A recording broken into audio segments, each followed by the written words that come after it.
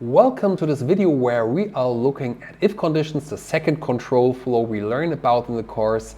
And after this video, you are actually a programmer because like with the for loop and with the if condition, you can do actually everything. So this could be your milestone of this video series. So if condition is explained as follows. So this is the syntax. We also start like in the for loop with a keyword. In this case, it's the if.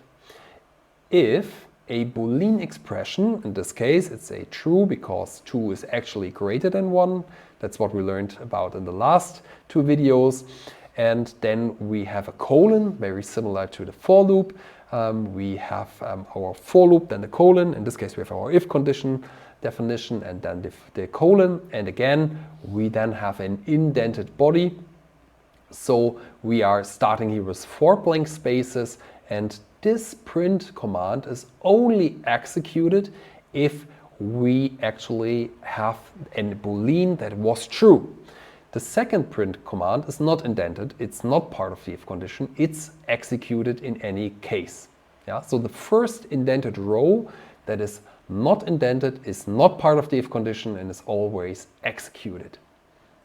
So let's have a look on an example where we can use a if condition in a more practical way.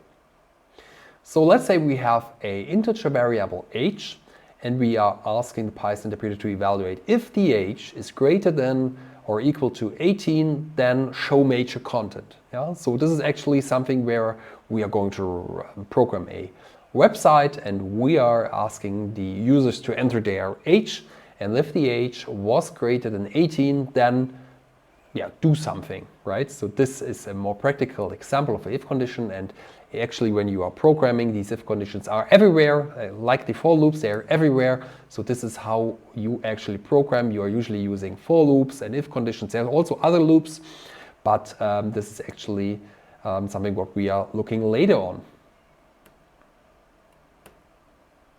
So let's look at this example that is way more complex. So we have a list, my list, and this is actually a 3 a, b, c minus 1, and there's also an empty list and 4 items in my list. So we are cycling with the for loop through all the elements of my list, and if the type of item was equal to string in that iteration, and then there's another indentation. So we have an if condition in the for loop. The if condition was already indented and the if condition has a new indentation. So now we have not 4 blank spaces, but 8 blank spaces. And if the if condition was true, then append to temp list, that was an empty list, the current item. So my list then is overwritten with temp list and my list was printed.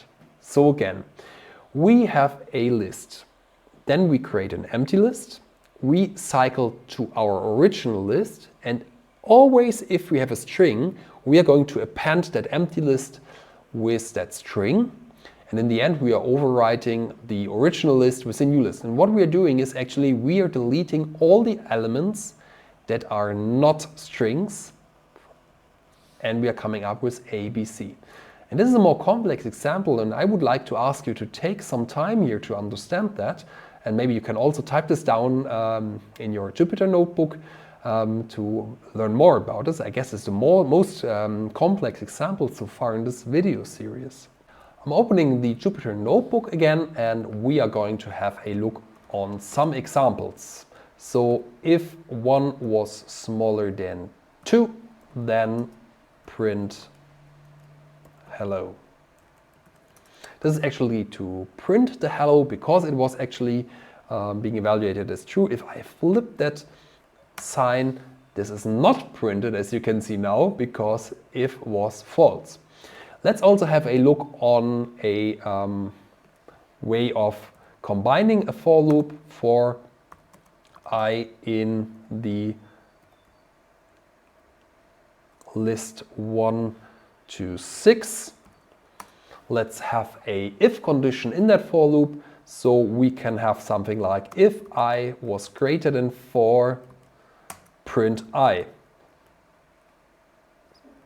So as you can see now, only the 5 and the 6 is printed, because we have here the if condition. If I is greater than 4, let's make greater or equal to 4, then we also print the 4.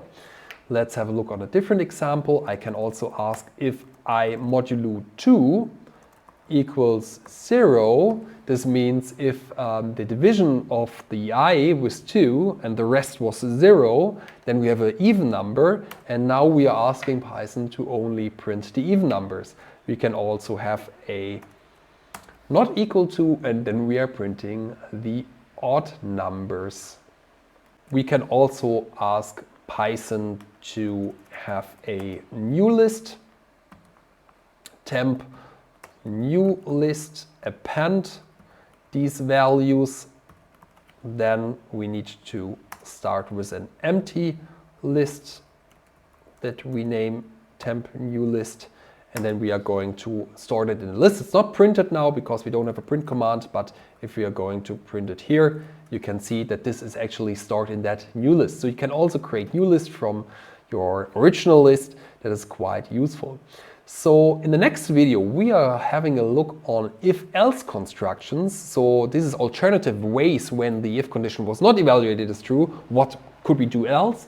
This is being another control flow, or this is an extension to the already known if condition. So stay tuned.